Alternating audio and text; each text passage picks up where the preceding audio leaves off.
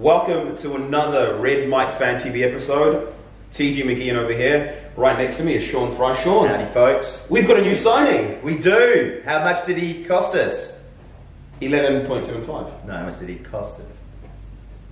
11. Then that cost us. It's not funny to have to explain it. Okay. It's not funny in the first place. 100 people have made the same joke on Facebook, but we got to get it in. We got to get it out of the way early so we can move on to talk about Kostas Tsimikas. Kostas Tsimikas. We've had Greek journalists. I think it's Tsimikas. Tsimikas.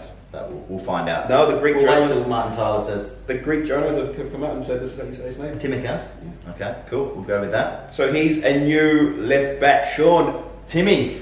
what do we feel? How do we feel about Timmy? It's huge. Basically, it's a swap for Lovren because we got 10 mil for him in the twilight of his career, which I think, Great servant for the club. A lot of people have their questions over him at times, but I've always loved him. I think he's fantastic. He wasn't wrong when he said he's a player that played in a World Cup final and a Champions League final in the same year. So how bad can he be? Did always have a rick in him, but what defenders don't, and especially when you're playing systems like ours. So I think he was a fantastic servant, as you said.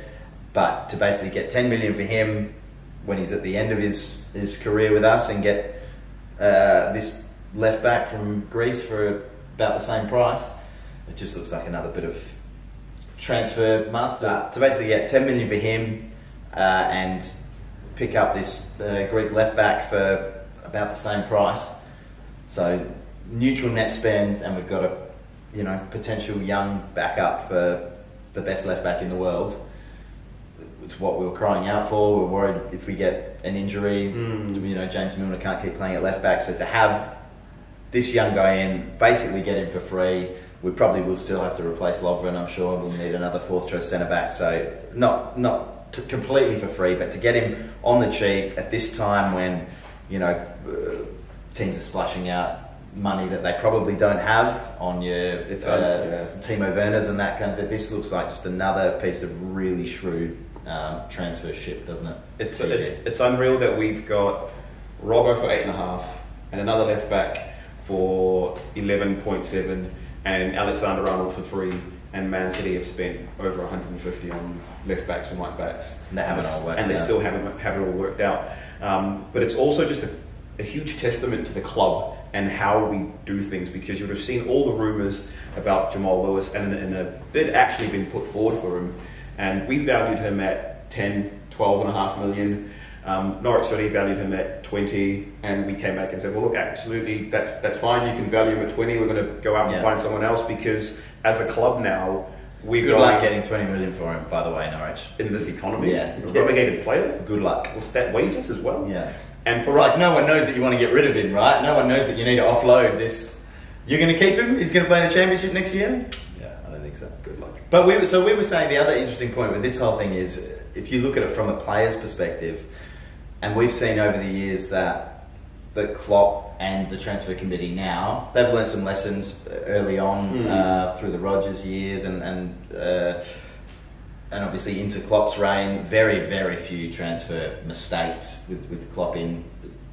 Really, I don't think you can name one that's been a flop or a mistake. I don't think you can. The only ones that have question marks are still there, and like Naby Keita, who's got all the tools in the world and has had injury problems, but they're the only ones. The only issues that have ever been because they can't get fit, but never been an issue with their skill set, their work rate, their mentality. The way they pick these players is just hit after hit. They just don't miss. So if they want to sign this guy for 12 mil, I'm stoked, and I'm sure he'll fit the skill set. But then you look at it from the player's perspective, where Jamal Lewis is thinking like, oh my God, Liverpool want me. Yeah. They want me playing next to Virgil van Dijk and filling in behind Mane. For Robbo, who has hardly had a rest for the last 20 years. He doesn't like having a rest, but that's fine. But he's going to need one at some point, so he's going to need rest for cup games. He is going to get injuries. So there's such an opportunity for someone like Jamal Lewis to go, I'm getting relegated this year, I'm in a relegation fight for the last 10 games, to going, I could be playing in the Champions League, I could be playing Champions League finals, I could be fighting for league titles, I could be all doing this in this system that accentuates fullbacks and their creativity and getting forward, getting assists, getting shots off, like that. That is having 65% of the ball on average every game. Just something that no other team has, and so to be on the brink of getting that move for him, that must be devastating to now have to go. Well, now who's going to want me? He would have wanted that move. And you make a good point. So I took a note down and I looked at Manchester United's 08 or 19, the team that won the league for the third time in a row, and it's a hard task to do, winning back-to-back leagues. But they also made the Champions League final. And here's a list of appearances from the defenders, right? Wes Brown made 6 appearances in the Premier League. Gary Neville 13, Raphael 12, John O'Shea 20, Patrice Evra made 28, Vidic made 33, Evans made 16, and Ferdinand made something like 25 as well. So that shows you that just if you are playing in that league, if you are playing where you're competing for semi-finals in the FA Cup, Champions League finals, you can get 20 games in there. You can get 20, and these are league appearances, not just your FA Cups, not just your Champions Leagues. So the idea that... It also shows you how hard it is to find good fullbacks when Raphael's here.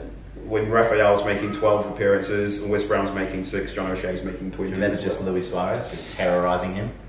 but he'd just run circles around and then flick it up into his hand and win a penalty. Or pass it through to Dirk. But like, so this is the idea here is there's plenty of games to go, and the fact that in only 2.5 seasons, or 3 seasons for Robertson, he's played almost 150 appearances for Liverpool Football Club. Shows you how many games that there's going to be here for him to take a break, to take a breather, and for Kostas to come through. And even if he is not Andrew Robertson, that's absolutely fine, because we don't need him to be Andrew Robertson. You can go and look. The Athletic had a really good article about him and some potential players that Liverpool might sign, where it's got the advanced numbers. And in terms of dribbling, in terms of distance covered, in terms of take-ons, in terms of just advancing the ball forward, they're pretty similar. So the idea that he's going to be able to keep playing the similar game that he plays, but also have Virgil van Dijk next to him, be able to pass the ball straight up the line to Sadio Mane, to have Wijnaldum covering for him.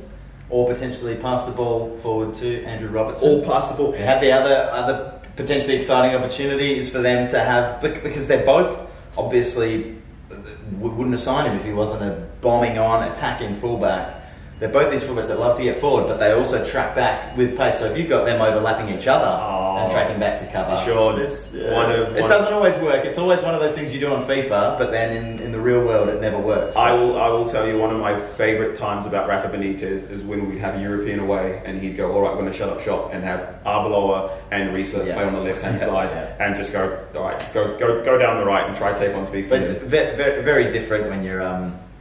in that context, when you're getting asking 2 players to defend, whereas this one where you're asking 2 players to attack and defend and do everything. But the possibilities are very exciting, and we've got that backup left back that we've wanted pretty consistently over almost year after year. FSG will spend about £30 million net. At the moment, we're at nothing, and we've filled one of our spaces, so I don't know how much coronavirus will have affected this, so maybe we can expect it to only be COVID's expected this a lot, because he was touted at going at 20 million at the start. Before COVID happened, there were rumours of him going towards Napoli. There were also rumours of him being the replacement of Ben Chilwell, with the rumours of Chilwell going to Chelsea. So that tells you the kind of calibre that we've got, and the other really cool thing about it is this person is 24 years old. We're not getting some 29-year-old veteran who's happy to sit on the bench and kind of just like take his checks. This is someone who's come in with the mentality of, I'm 24 years old, I've got my entire career ahead of me, I want to take on this challenge, and I want to look at it as the next 5 years of my career rather than just a quick paycheck right now. No, it's the perfect young player heading into the prime of his career. It's the perfect time to sign him, and if what you're saying about the money's true, maybe we will still see 20-30 million net spend, but it will be, the players will be cheaper hopefully. So before we move on to the new kit, we'll have a chat about that. Before we move on to that, what areas else do you want to see us make a signing? Particularly, you can sign 2 more players of the same mould, sort of young, 23, 24, heading into their peak, really want to come and prove themselves at Liverpool. Two players. They don't need names, but Kostas Tsimikas mould. Yep. In terms of age, in terms of experience, in terms of skill set as well. Yeah, well, I'd like to see a complementary forward. I know that we've signed Minamino and he's going to be there in terms of like helping out Bobby, but at the same time, like you look at the amount of games that these defenders played in that season where Manchester United got to the Europe Champions League final and the FA Cup semi-final and they're competing on all three fronts. There's a lot of games to be had, so if we can get some cover in that front three area to complement our front three, or to spell Divock Origi, or to spell Salah, or to spell Mane, I think that'd be really, really good. So anyway, moving on, the new kit. Yes. As so often happens in the world of sport, but particularly football, people lose their minds over the tiniest of things, and these tiny little teal Is it too red? Is it too red? No, they can't be too red. Okay. Too much teal. Too much teal. A few little teal stripes on it has sent Liverpool fans off cliffs in droves around the world. I didn't think it looked particularly good when I first saw it. I still don't think it's the best kit we've ever had. But I just cannot manage to summon up the level of hatred required, or anger, more anger than hatred. The anger required to hate a shirt that much. I just yeah. So the kit's grown on me. It's grown on me because it's got the white. Because you've seen it with Virgil van Dijk. I've seen it with Virgil van Dijk. When Virgil van Dijk's wearing it, it looks a lot better. That man makes anything looks good. Yeah. But also like we've had like teal before. We've had an away kit that had like the blue on it, and we were like, no, blue is not for us. Blue is for Everton, despite the fact that it was like I did hate that away kit. But it was a homage kit from like the 1950s. Yeah. Whatever. But also like if you look at the original Liverpool like symbol, not necessarily the ones that we've got right now, but the original one, that has the teal in there. Yeah. So if it's not a big deal. I don't care that much. It's not my favourite kit in the world, but 5 out of 10. My only gripe with the kit is that it's like this mass-produced generic kit that Nike do, where it's just like a take on the Barcelona away kit, but it's just been changed a little bit in terms of the pattern. And our goalkeeper kit is the same as the Zenit St. Petersburg goalkeeper kit.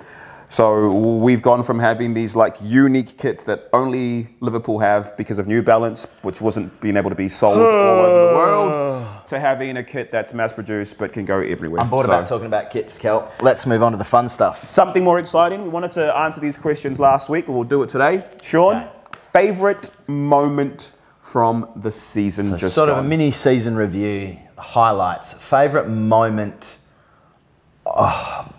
I don't think it can be anything. A lot of these are going to be tied together, but I don't think it can be anything other than Fabinho getting that ball 30 yards out while all the Manchester City players were still in there half arguing with the referee. Not tracking back. And just thundering that ball home. And then giving it it's about time. Yeah, the about time celebration was also fantastic. For me, that moment and the subsequent VAR and the subsequent Guardiola losing his head. How many times? He lost his head 2 times.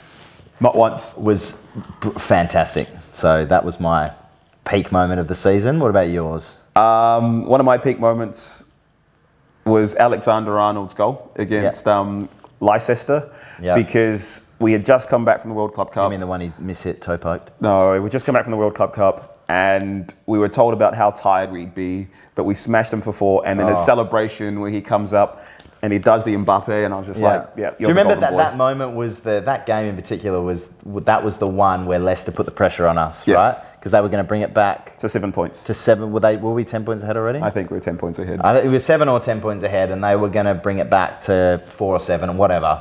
And then we just like put them to bed, and that was it. And that was the end of the Leicester challenge. And then I think you looked at the stats, and we had enough points to beat them in like 3 games after that for their end of season total. Anyway, that was my favourite moment. That's your favourite moment. What's the next? Favourite goal celebration. Okay, now we actually did a recording of this last week, a little glimpse behind the curtain, and I wasn't happy because I forgot about this moment. I ended up saying James Milner's just because they're a little bit different, and I did have a look back, and he did the one good folding the arms celebration. And there was one where he did like he was a Roman god, and he said, but that wasn't from this season. I think that was a season or 2 ago. And then Mane stole it. Yeah, exactly, because he does that. But favourite celebration has to be Pepe Reina streaming. No, sorry, it wasn't Pepe on this occasion. It was Alisson Becker doing his best Pepe Reina impersonation after he'd kicked the ball along to Salah, and Salah scored to ice it against United. And he was the first one there, sliding in on his knees. Has to be best celebration. I can't top that. I think that's a big celebration for me as Okay, well. cool. But look, we will finish it there for this episode of REDMIGH Fan TV. We have some news. Good news? We have some news. We have some good news. Moving forward, be on the lookout for some podcasts when the season starts as well. So it'll be Sean and myself and a couple other people getting together, doing hopefully a post-match kind of thing, maybe a couple days after. Might be just after the game as well. Maybe the same morning, depending on our schedules, but will be more content, more of us talking about the best team in the world right now. And we've got a new signing as well. And we do. And I'm sure we'll get more.